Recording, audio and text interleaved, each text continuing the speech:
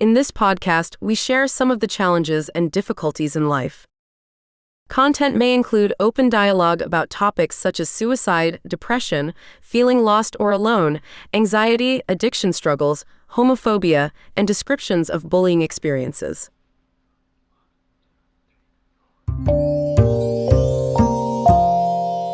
So my name is Calvin, and I go by Cal. And this is a story of my life that I want to help people to give them the knowledge that they don't need to commit suicide. Because I was in that world in 1967. I was in that world in 1968. And I got saved by one person in 1969. So this is a story, and this is my truth. Everyone that gets to the point where they feel useless and empty and don't belong, it makes you just so out of place. But I'm going to tell you, this podcast is about learning to talk to someone to save yourself, because I found someone just by meeting them in one night that saved my life, gave me purpose. And all it was is, after attempting suicide and meeting this person, he just made me laugh.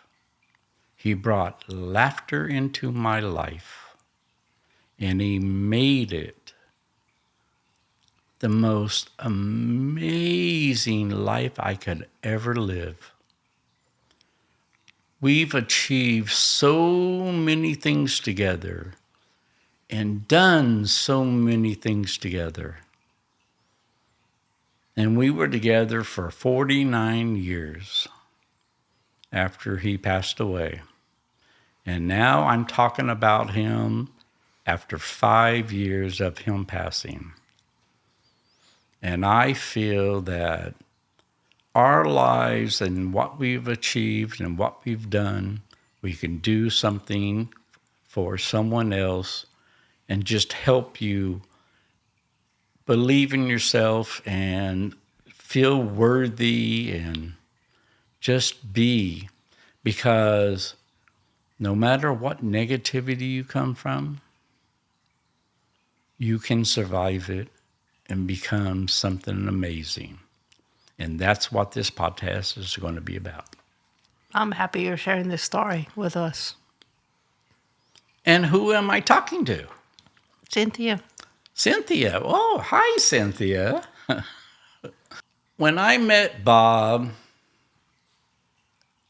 he changed my life in one day. But how I met him, when I was going through the first year of high school, I was already being bullied in middle school and depressed and all that kind of stuff. And when I was 14, I knew I was different. And so I went home and told my mother that I was gay. What year was that? That was 1968. Because 1969, I was in high school. So it was 1968, and I was already being bullied and called faggot and called dick sucker and called like suck my dick, and just all these things that just make you feel down on yourself. And it's like, 1968? I was 2. you were 2. I was 14.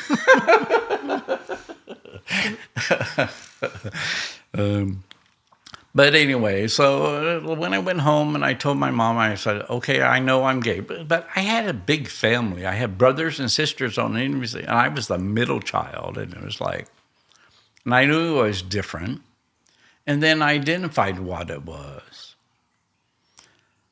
And then I told my mom, and my mama goes, no, you're not. And I go, yes, I am, because they tease me at school. They tell me all this because I had like feminine actions, just whatever. And then my mom goes, no, you're not. And I go, yes, I am, Mom. I'm different. I know I'm different from my brothers. I know I'm different from my sisters. So that defines what I am.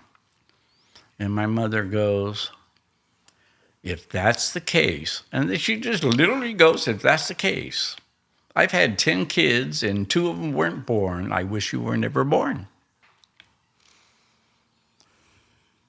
Now, that became my depression on top of being bullied at school. It's like, I'm not welcome in my home. I'm not welcome at school. It's just like where you lose yourself. So when I was almost 15, I just couldn't handle it anymore. And all I did, and it's like,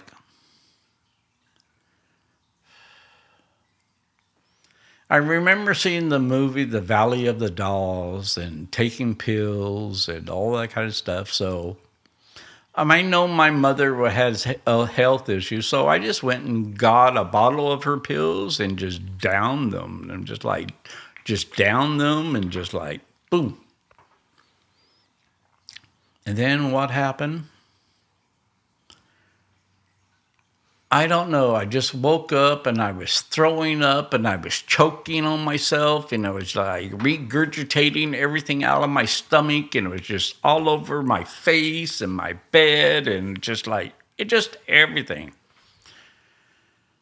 And then I'm going, oh, fuck.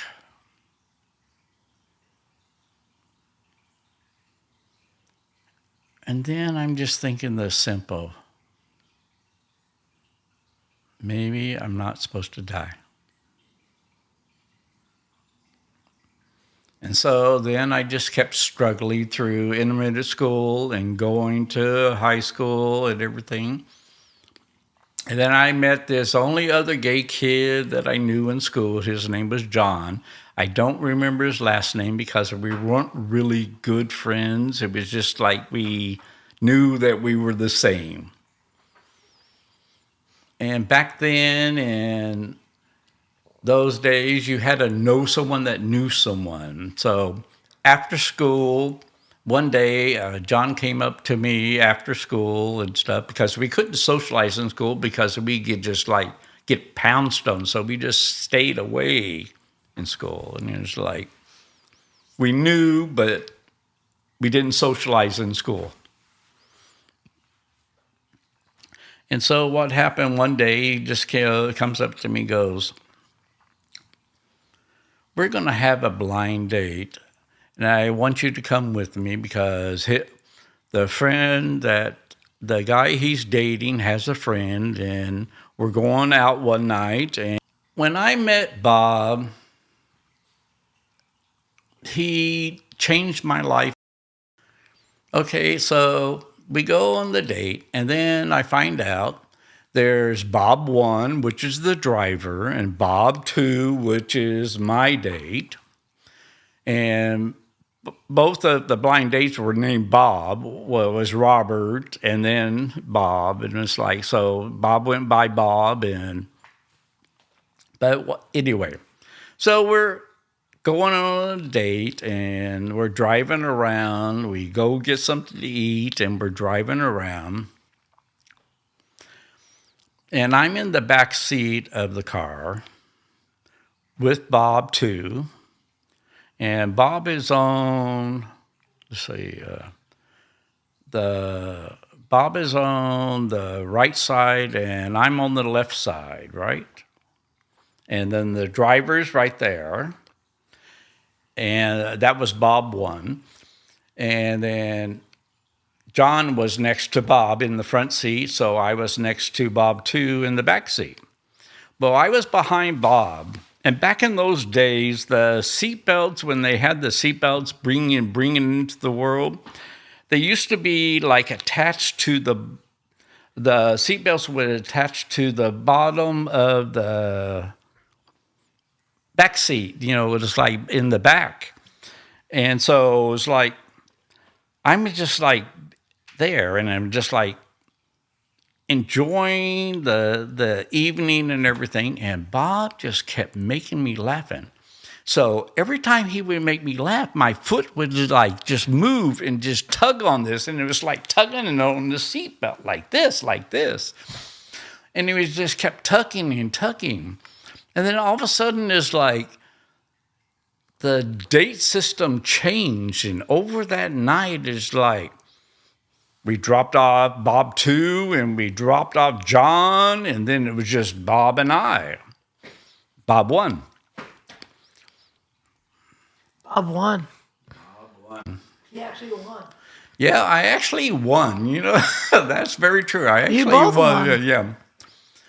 But what happened is we talked and talked and talked and talked. And I told him my difficulties of life and everything. And I go, I'm not looking for sex. I'm not here for that. I want to just know who I am.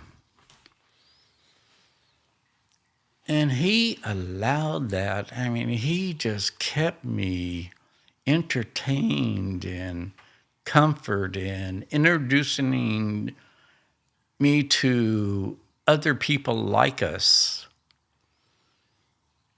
And he was already comfortable within his own skin at that period of time. He was tall and just like, nobody's going to put up with any shit with him, but me, he just gave me a comfort zone, just a comfort zone. It just made me feel so good. That's why our podcast is going to be called The Comfort Zone. So you can talk about anything, any subject, any way. Doesn't matter, because you have to accept yourself. You have to be shown value, and someone has to show you that you're valuable. And that's why you always have to talk to someone, because you are always worthy and you will always be worthy. Because it happened to me in 1969 when I only had to know someone to know someone. Okay, so we go on the date, and then I find out there's Bob. So I'm the producer, and I'm looking forward to getting to know Cynthia and Cal and getting ready for a lengthy podcast. So I'm the producer, and I'm looking forward to getting to know Cynthia and Cal and getting ready. Yeah. That was the moment my life became mine. It really was. That's good. And I'm going to tell you, I got estranged from my parents, and I brought my parents back in my life, and I also shunned them back out of my lives because they didn't change. How long were they out of your life? My family was out of my life for 10 years. And then my husband, Bob, he wasn't my husband then. Well, no, he was. 10 years we got married through the gay church. So, yeah, he was my husband through the gay church.